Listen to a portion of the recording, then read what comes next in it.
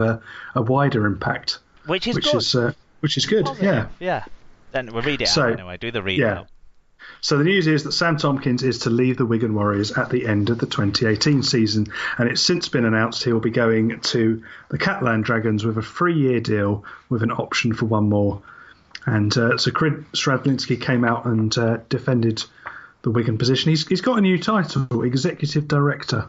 He's every time he appears in the media, he's got a new title, Chris Stradlinski. Yeah, I think he's doing almost all of the running of the club at the moment, with Lenigan's eyes elsewhere.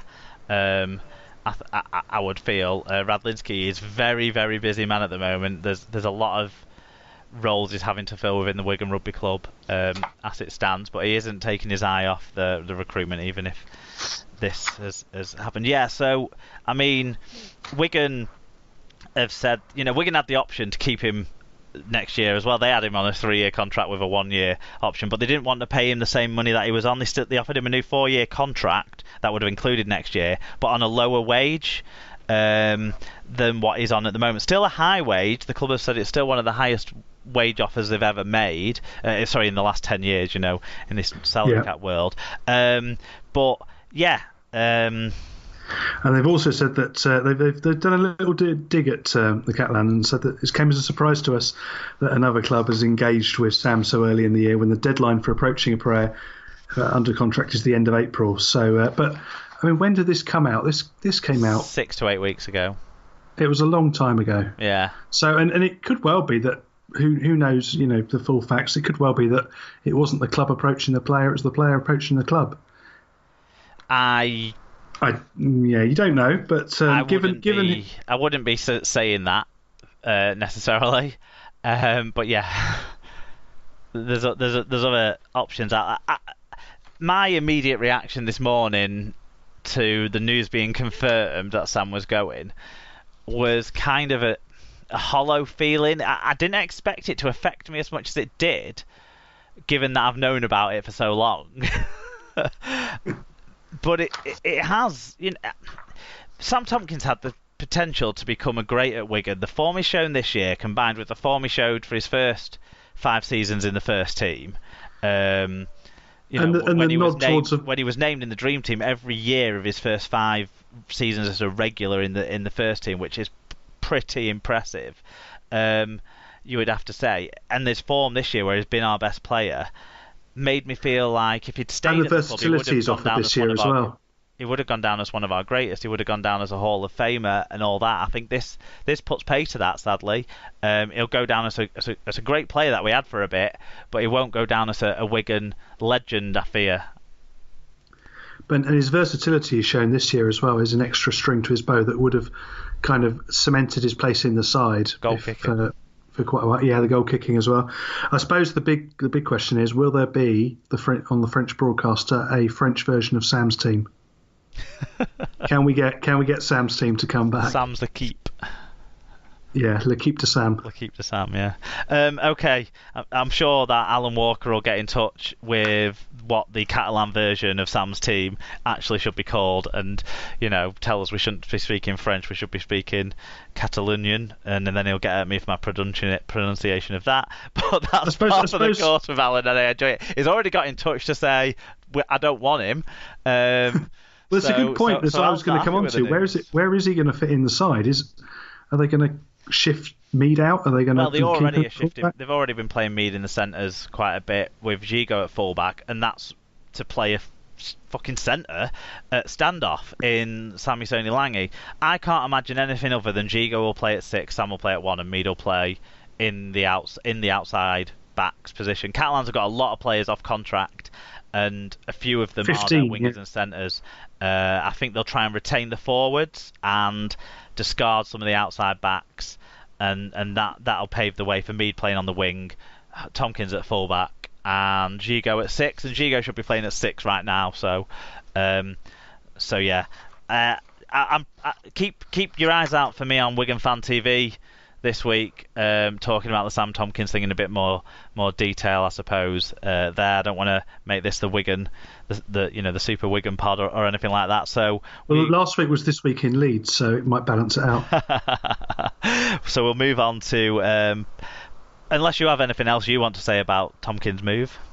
No, I don't think so. I think I think I sort of echo you that he would have, had he stayed at Wigan, he would have gone down in that top level of Wigan players because he would have cemented his side, and the fact that he had stayed with the club. But I think the fact that he's moving on, and to be honest, I don't blame him at all, because if the opportunity is there to go and work in the sunshine and Catalan and the different experience that will be in a different side, it will be interesting to see how he adjusts. More money.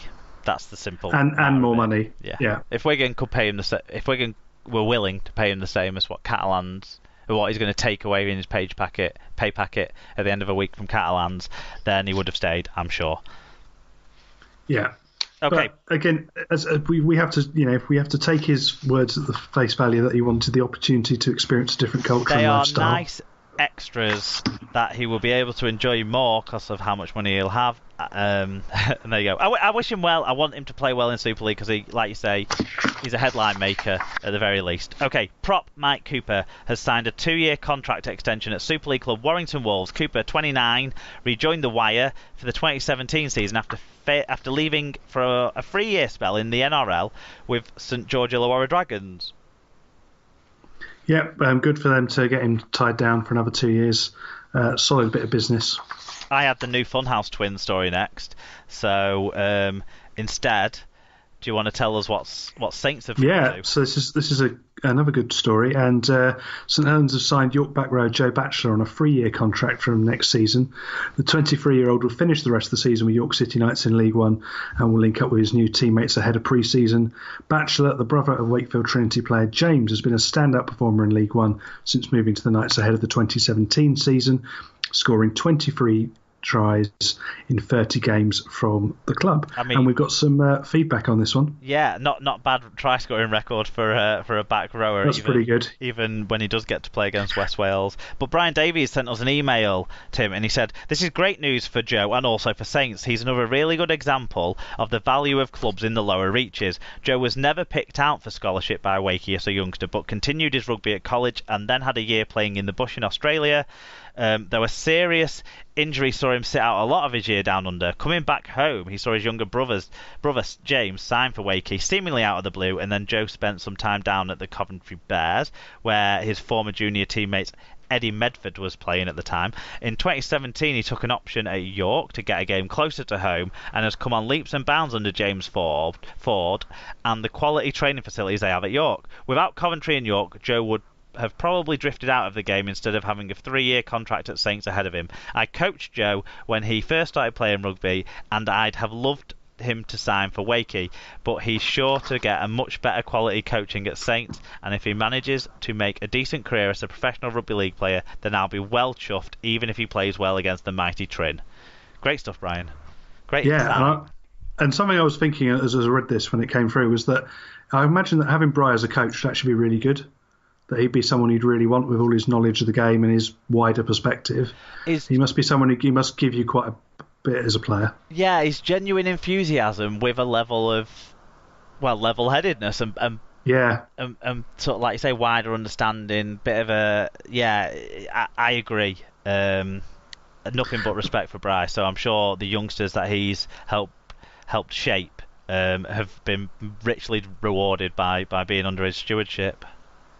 And I saw Batchelor play at the weekend, actually. He was playing for York against Coventry. He was playing in the centres, actually, which is possibly why he's picked up a few more tries.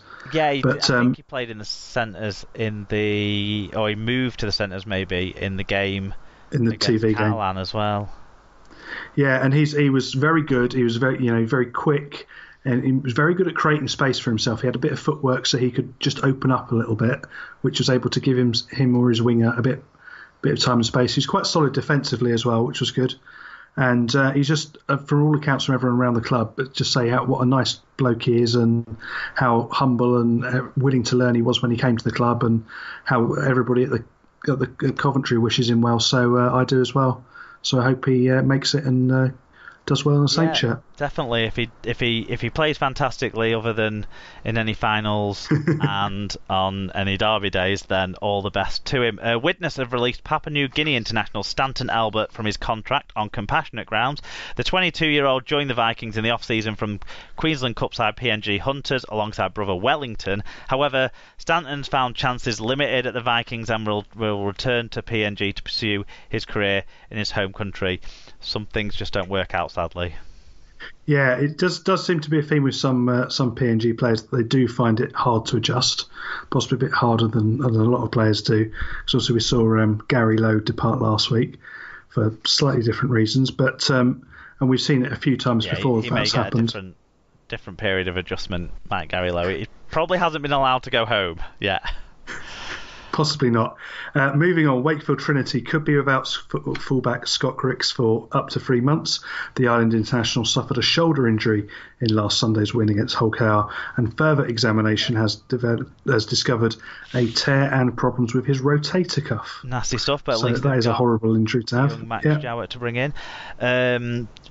The real casualty ward in Super League at the moment features Jordan Abdul, who will miss the remainder of the regular Super League season after undergoing an operation on a broken leg. I think he's going to miss the Super 8s as well, really. The Black and White Star suffered the injury in the club's recent defeat to Catalans. We all saw it. It was, or most of us will have seen it. It was horrific. I wish him all the best, because he's a player who can get you out of your seat.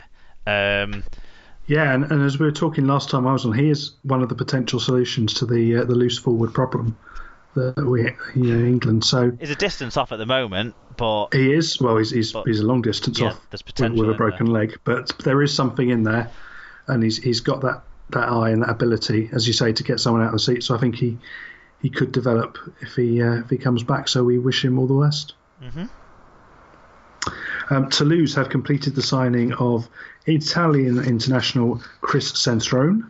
The versatile outside back famously played for the Azzurri in the 2013 victory over England and has featured in the last 2 World Cups. The 26-year-old has joined from Wyong Rouge, where he has previously played with Toulouse stars Jonathan Ford and Mark Kerala. I think he's got a 1 in 2 try strike rate for Italy. Never quite got there for the NRL. He's had contracts at NRL clubs, but never got into the first grade. So, but I think it's an interesting signing. Those other 2 lads that they've signed from the New South Wales Cup have certainly worked out, haven't they? They've more than paid it back for them. So they've obviously got their eye in. Okay, couple of pieces of news out of Sheffield now. They've signed halfback Thibault Frank on a 1-month loan deal from Hull KR. The France Academy International joined the Rovers in the off-season after being a regular for Catalan Dragons under-19 side, and they've released prop Daniel Igbinedian from his contract by mutual consent. Igbinedian, 23. Has made 7 appearances for Eagles this season, having joined them from Championship rivals Dewsbury, who I understand he's back with now. I was going to say he's going back there because former Oxford player, Iggy. Yes. And he's a good lad. He went to Cass, didn't work out for him, but he sort of moved around the various sides in the area. So, he is back with Dewsbury, so hopefully he'll be cracking on there. So he's a very good player. If you can keep him focused. Not been getting picked for the Eagles. Seems a strange one, but obviously he wasn't settled in the operation there. I don't know. It might have been as simple as getting to training and the training time that just didn't work for him. Is it because he couldn't pass his driving test? I don't know. Wasn't there a story a while ago about him not being able to drive? Possibly. I don't know. I'm reaching there. Okay, and finally, Wasps have announced that Kyle Eastman will be among 4 players that will depart the Coventry-based team, linking him with a return to Rugby League. This was lifted from loverugbyleague.com. Eastman, 28, switched code to Rugby Union after spending 4 years with St Helens, in which he made 4 appearances for England as well. But he joined Bath in 2011 on a 3-year deal. He's then since gone on to play for Wasps, obviously. But yeah. You watch more Union than I watch, so have you seen much of him play? He's had an injury-hampered time, I believe. Yeah, he has. I've seen him more when he was at Bath, obviously because they're featured quite heavily locally. But he's done well, but he's not shone at any point. He sort of was flirting with the England team, he's sort of in and out there. Obviously, he never really cemented a position as much as anything. He's played a lot of outside centre, hasn't he? Yeah, but at international level, he didn't quite, because of the way they play slightly differently with England, he didn't fit in their mould of what they were looking for.